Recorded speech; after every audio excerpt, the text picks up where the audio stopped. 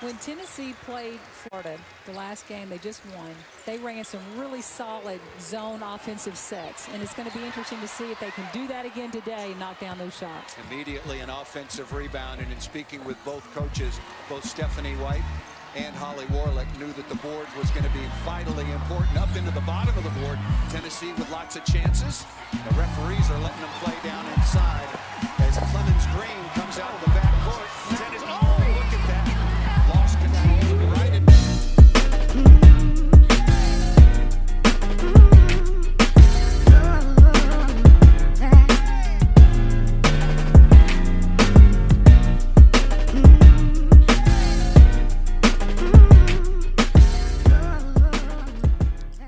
Okay, back just to here. So up until this point, I think that this is a normal routine basketball play. You know, kid had a contested three, she missed, and we actually got a really good offensive board despite the good job being done by the defensive player to keep her body on her, number one, and to push her underneath the basket. But she just missed, you know, so like I could argue that her mechanics aren't great, but realistically, this is not a terrible shot. It's just a missed shot.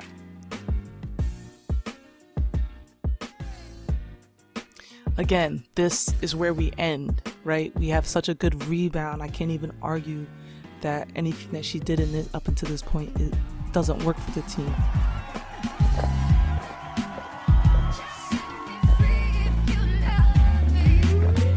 So here's the next sequence.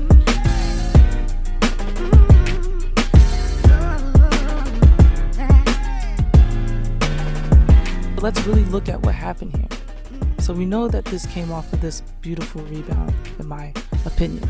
So she brings the ball down. She's using two hands to push the ball down to the ground.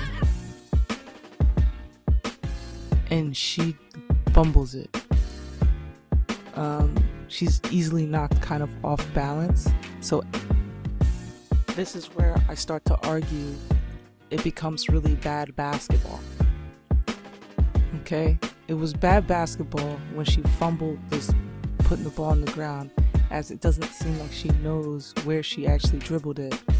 So she's off rhythm. Now's the time to take the basketball out. Look at the shot clock. It is 30 seconds on it.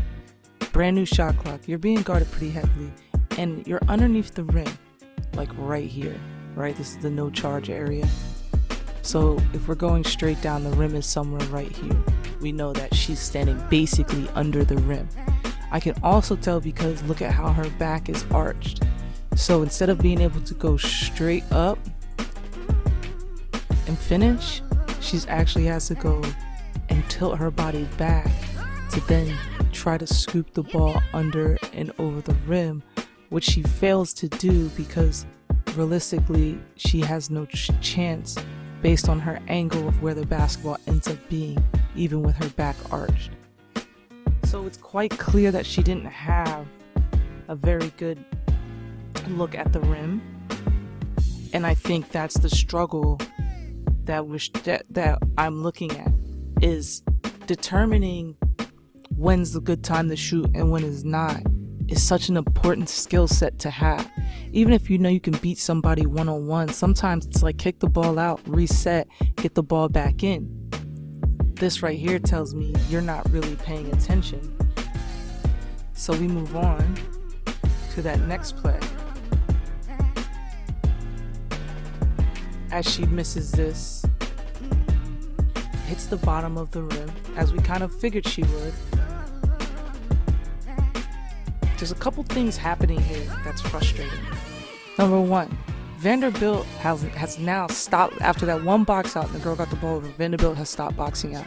So I see three Tennessee players almost fighting for the ball while Vanderbilt is on the outside. The other thing is the ball has now come off the rim and Shawty still has her hands up. Like, she literally just standing there looking at the basketball with her hands up. Why? Shouldn't you have changed now? Right? Same. I'm just pushing at this player here. I'm looking on the outside. I'm looking on the outside. possible hand in, but this kid comes in from Tennessee and she scoops the basketball out of everybody's hands. Again, the ball's moving. Your hands are still in the air like you're blocking a shot. She's fumbled the ball by now, just so you guys know. She's not in the play, she's not in the play, she's not in the play. And she's saying, oh, I don't want to get the foul call, so I'm no longer in the play. But my movement, errant movement, my hands are swinging back instead of moving towards where the ball is going. I can't even change direction very well, is what that tells me. As you can see, she's going backwards. Alright, but she fumbles this basketball. It's heading out. How does she fumble the basketball? See, this is what I've been trying to figure out. Is she tripped out of here? There's a lot of feet in there. It looks like she gets a solid foot on the ground, but she doesn't. I can't even tell if she slipped or if, like, it's kind of hard. I can't. It looks like one foot is pointed go in one direction, the other's pointed go in the other direction, and then the ball was going in its own direction, and so we fell trying to get it, but we stay with it. Now I'm basically bouncing on my knee. Ugh, the pain and agony I feel at this. And I'm trying to throw the ball in, or keep the ball in. Luckily in this sport, as long as the ball doesn't touch the outside out of bounds line, you're good. Because realistically, it looks like the ball would have been out. But, she's throwing it back and she's falling. Like, her body's clearly out of bounds, but ball's left her hands. It skips over her big girl and it goes to her player. Okay, so this shouldn't really realistically happen. Like, she should have had the ability to go grab the ball. Like, I love when people talk about hustle players and kids who dive on loose balls and stuff like that. And I always feel like, I wasn't really ever a diver because I always saw diving as a disadvantage, and now I have to pick the ball up with someone else and maybe get a jump ball or have to use a timeout. So I'm just trying to beat you to the basketball and then use sound mechanics to pick it up before you do it and run with it or whatever needs to happen next. I prefer not to ever have a tie-up with anybody else on the floor. I want to get to the ball first, but I want to be on balance so when I grab it I can just go. But we don't have that situation here, but we do get a good save. So a part of this play we're seeing is there is a little bit of something going on here where, this is natural athleticism right here. This throw, how hard it is, from where it comes from how it's done. That's something that is not a very easy thing to do over two defenders as well, right? I'm gonna call these the volleyball girls and you'll probably see why later, but this is a very, very, very good throw, despite the fact that it comes, from a very poor playing decisions.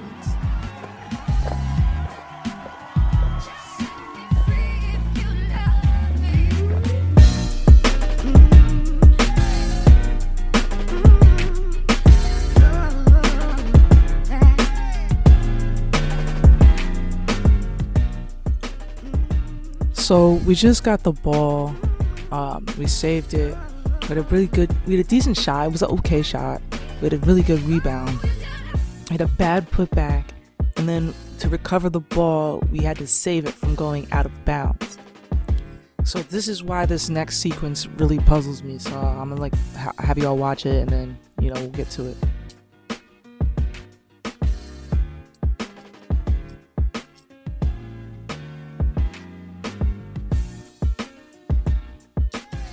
Alright, so this is that last sequence that Tennessee has the basketball and then it becomes the possession of Vanderbilt. So this is why I'm going to lump all these sequences together. To me, they're all the same bad shot. I don't really care that it was 3 of them, just all the same bad one. Why? Well, this kid saved, she risked, going out of bounds, saving the ball, whatever. She saved it. We got 28 seconds left in the shot clock. So automatically, number one, let's look at this. I got one teammate out of bounds right now. So she's got her legs in the air, so she's not useful to me right now. I'm sitting next to my post player. Again, the chick that got the rebound. Did an excellent job getting that board, but she's useless to me out here if I'm intending on driving. Now I have 3 players that are closer to the basket than anybody else, the rest of my team, including this kid that's kind of keeping her from being able to rebound anything, right? I've got another player matched up and not even making any pressure. Again, we're not moving. So instead of me coming down here and being kind of in the corner and dragging this defender out of my teammate's way, you know, with me, I'm just going to stay right here and watch. So we move, puts the ball on the ground. Now, had she had already moved, this would have been an easy sell, right? Had number 8, I think that is, been in the corner, or even just been out like closer to the corner in like that in-between area, this kid has to make a choice. If this kid is over here where the ref is, actually, see him right there. If this kid is doing the right thing, now puts pressure here. So do I stay and help my teammate who's getting beat instead of letting the actual person who probably should help step in? Or do I go to this player who should be over here to make sure that that drive and kick doesn't result into a jump shot or a layup? But because we don't get that movement, this player just keeps going, and we end up being in really good help position. And when she picks up the ball to shoot, I can now switch back off to that other kid. So even though this girl gets by her, it doesn't matter because the ball's already coming out of her hand. Now this is a bad shot to me. Again, look at the shot clock. We have 26 seconds. It's 0-0, 9:20 on the clock in the first quarter. No reason to take this shot whatsoever. There's no patience in this. But we take it, we don't lift it all the way up over the rim, and it hits the front. Okay, like I can argue that that's gonna happen every once in a while. That's not really that terrible. And she recovers her own rebound. So, you know, the whole mantra of follow your shot, she did all that. But then we get in here, and this is just unnecessary. Now this kid underneath with her arms up in the air, she did her job in the sense that she's in perfect position for the situation. Should this kid have gotten the rebound? But she did. So now she's putting pressure on her just to make so she can't go anywhere. And she tries to hit her, she pushes her back a little, but it's not enough. And boom, we hit the bottom of the rebound, backward. But look what happens here, right? So homegirl hands are up in the air. Ball is now hitting the backboard.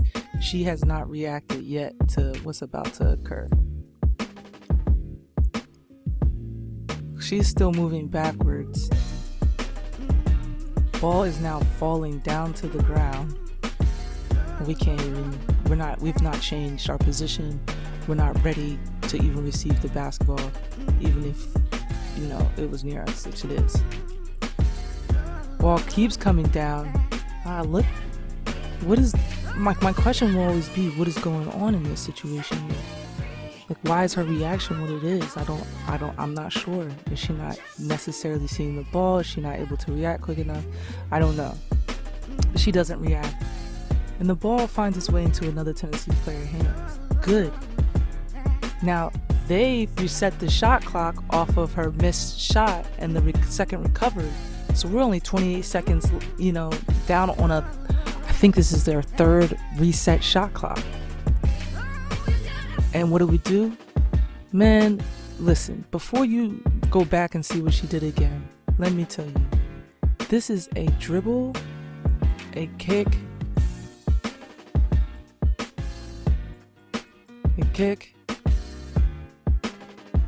and then a dribble out, and then we're restarting our offense. Simple as, there should be no other option. But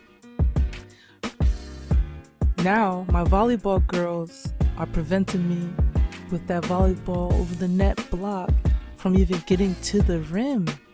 So I'm gonna push again. What do we see? I'm telling you guys, this is an indication that you're not in a good spot. She's arched this way, right? Let me throw it in red so you can really see it. She's arched this way, back, meaning she's underneath the basket, but she's still trying to make a layup. You can also see she's arched back, and she's kind of arched back. They're trying to prevent her from getting up to the lip. So everyone basically in this spot is underneath the basket, and you're still trying to score, and you're unsuccessful. What do? Oh, we hit the bottom of the backboard again, man. And then the ball finally pops out, and we're changing possession. Now, in this single possession, we're gonna go back and count how many possessions Tennessee had how many opportunities Tennessee had to score this basket. Right from this sequence. So we'll go 1, 2,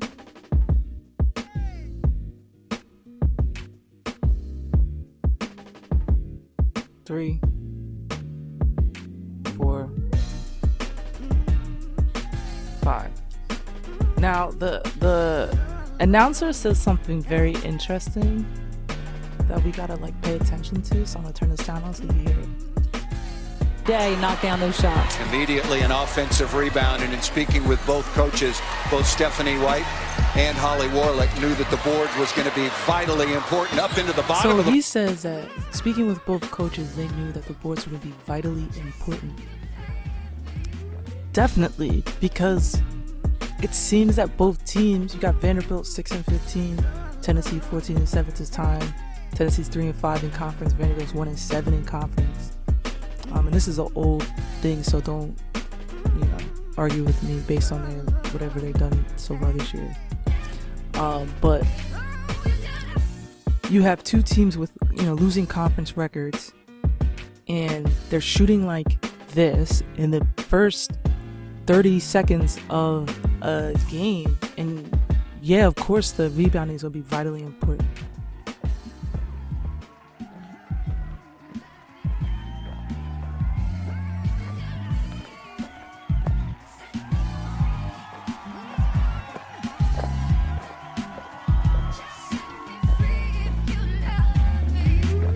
So let's move on to that very last sequence.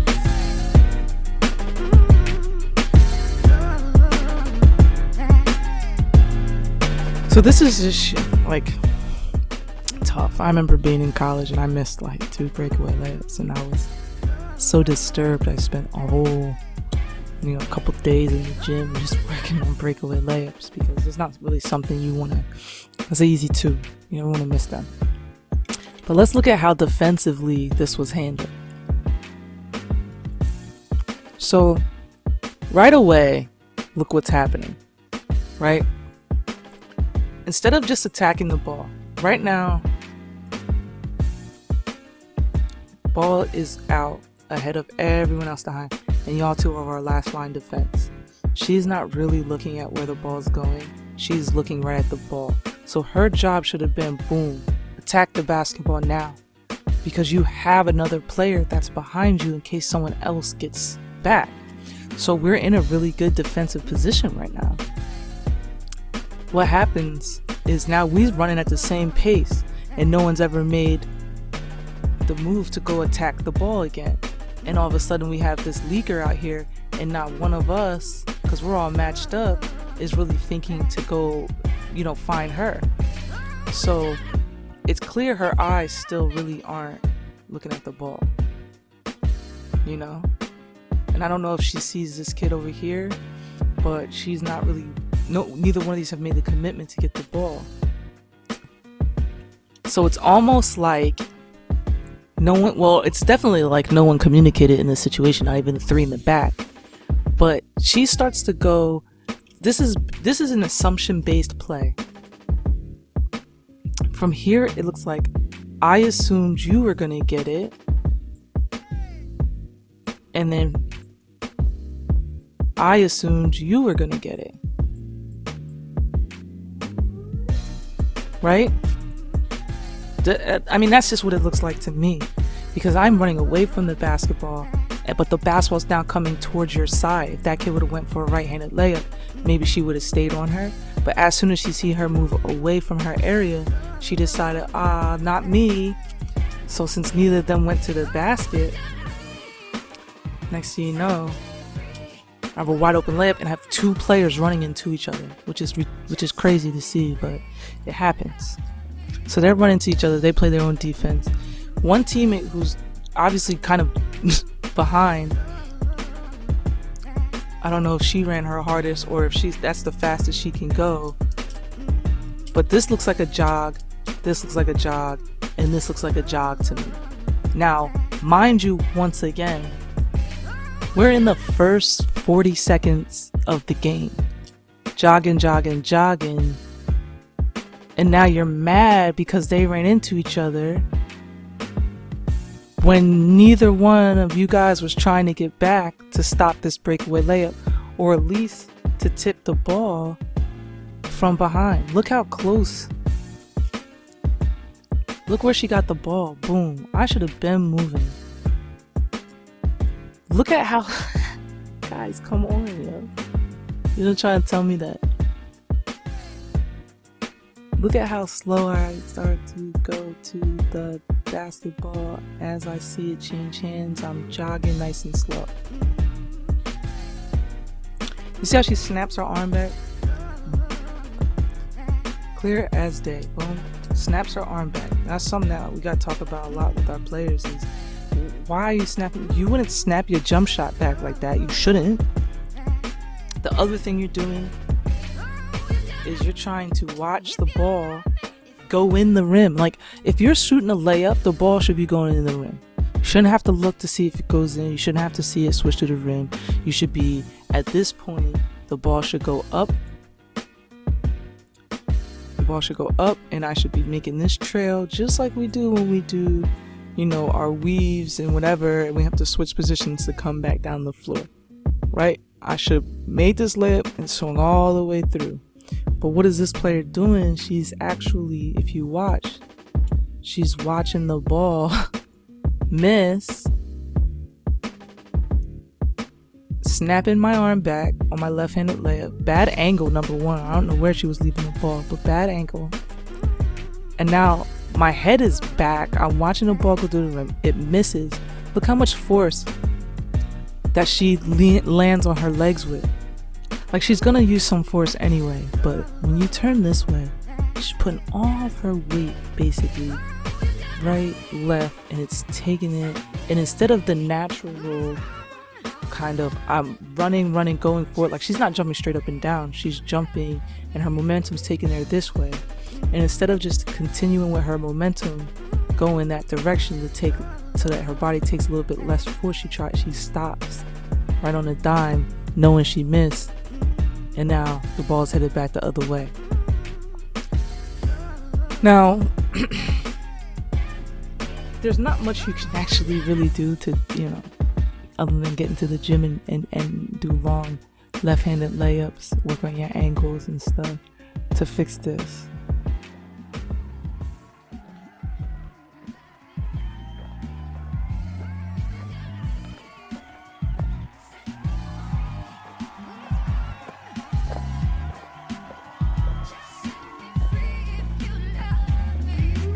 I'll start back here, right? So on this play, the pass that came in wasn't a great pass. Wasn't where, you know, wasn't in her shooting pocket, even though she's wide open and there's no defense. You know, she could have easily made a simple pass that could have set her team up to score. Alright, so that's one issue, but we can't harp on the passing. I would like that pass to be a little bit more accurate, and I would love for her to catch it and not put the ball on the ground right away. I ate away my ability to really make a move in this situation because I dribbled, then picked up. But I knew I'm shooting. Her form to me isn't great, but it's not killing her. I think if she were to work on just getting a little bit better with the, you know, the angle of her shooting arm and her left foot a little bit further in front of her right foot, you know, she's got a better balance for her shot. But, you know, as it comes off, you know, we see the flick of the wrist. It looks strong. It's just long to me, and that longness just seems more like, because of the way she came out of her jump shot, it just seems more it was a throw than it was a shot, which is kind of what happens a lot more when you see shots being longer than normal. Alright, so that's a problem that I see just with shooting in general. So, you know, again, strong rebound. bringing the ball down on the floor and not knowing where you're at on the paint. Another simple issue that we're not teaching at young enough ages, and that's something that we can clean up. And then, again, being able to pick the ball up without having to fall over, and putting yourself in this horrible situation. Again, pure athleticism got this basketball out of this situation. Pure athleticism. Right? And then catching the ball and recognizing what time's on the clock, what's the score, what do we need to happen. Well, right now no one's up, is 0-0. We got 30, we got a brand new 30. We're 28 now, but brand new 30 basically. Let's set something up. But we drive, take an off balance shot, not even really looking at the rim when we coming in. We miss, but we recover our rebound. We don't know again where we're at on the floor, and we think, oh, new 30. We don't think to take the ball out and start again. We try to hit that. And again, I've seen this at younger level. Now, like the high school and the middle school around us in Jersey, there's no shot clock. So in this situation, there's no need to rush anything whatsoever. This is definitely a pull the ball out and start again. Pull the ball out and start again. You don't have a good angle. You're not strong enough, clearly. You got to know your own strength. And then we get all the way to this breakaway layup. Bad defense, not communicating. And then we get all the way in and we just miss. We're trying to watch the ball go in the rim and we're snapping our arm back. So these aren't like these are high level problems because they're happening at a high level. But realistically, these are lower level problems that could be sorted out before these kids even get to this age of playing. These are just little things. These are bad habits cropping up in a moment of kind of looking like sheer panic, even though there's no reason to panic because of where we're at in the game. So I think that this video, one, is long enough, and then two, I just want to highlight some of the things, because this video has been sent to me so many times, some of the things that nobody said about it. A lot of people just laughed. They either laughed or they were just like, oh, look at women's basketball, look how tough it is to watch, instead of really breaking down why this happened the way it did and what we can learn from it and how we can be better from it. So the goal will be to constantly look at these pieces of the game that are tough to kind of watch and figure out how we can improve that at a younger level. Teaching the game and learning the game is super important. A lot of people place an emphasis on playing. They don't place an emphasis on studying the game so that you know how to move and what to do better.